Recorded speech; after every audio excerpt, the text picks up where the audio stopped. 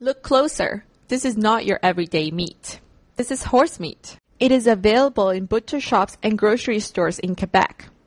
But a private member's bill in Parliament may soon ban the sale of horse meat. The bill just reinforces what consumers in Canada are already doing. Butcher shop owner Alan Bisson explains. Well, the demand is not very good right now. I think it's more as a mentality stuff between buying horse and compared to beef or bison or lamb. We see the horse more as a pet than like a dog, but there's still a demand. A cultural delicacy, horse meat is an estimated $17 million industry in Canada.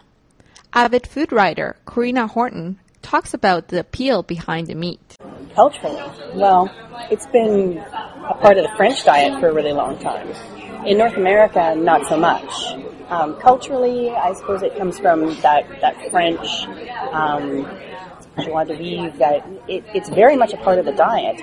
Of course, during the war years, horse was sometimes the only meat that you could get. You couldn't get beef, you couldn't get lamb, and so horse was quite often the only thing you had to eat. So it became a part of the diet in France for a very long time. Myself, I haven't had a whole lot of contact with it, but I have tried it.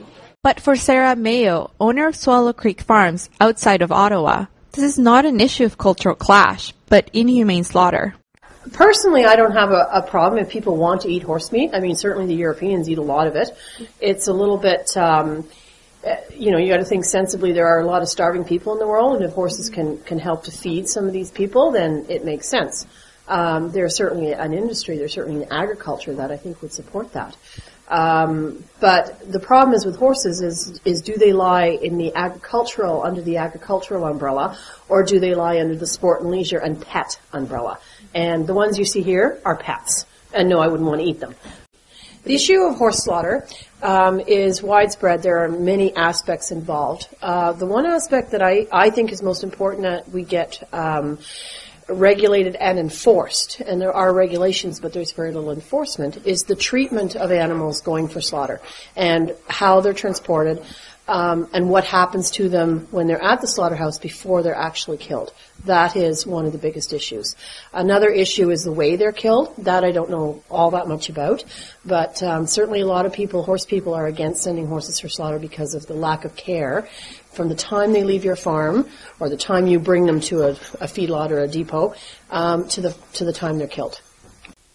This is a fate that Kate, Al, and Kermit will not have to face, but horse lovers are concerned regulations are not being followed.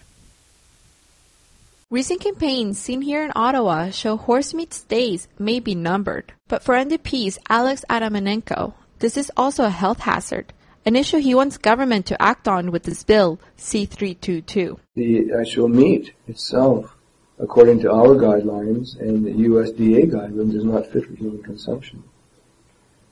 The reason for that is that most horses, at least once in their lifetime, are administered drugs. They're called the horse aspirins.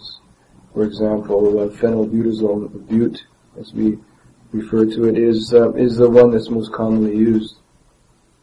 According to our guidelines, Canadian Food Inspection Agency, and as I said, the United States Department of Agriculture, and Europe, once this drug is administered just once in a lifetime, that meat is no longer fit for human consumption. While the bill is still in the House, only time will tell if the government will take up the reins on this issue. Laura Gamis, Capital News.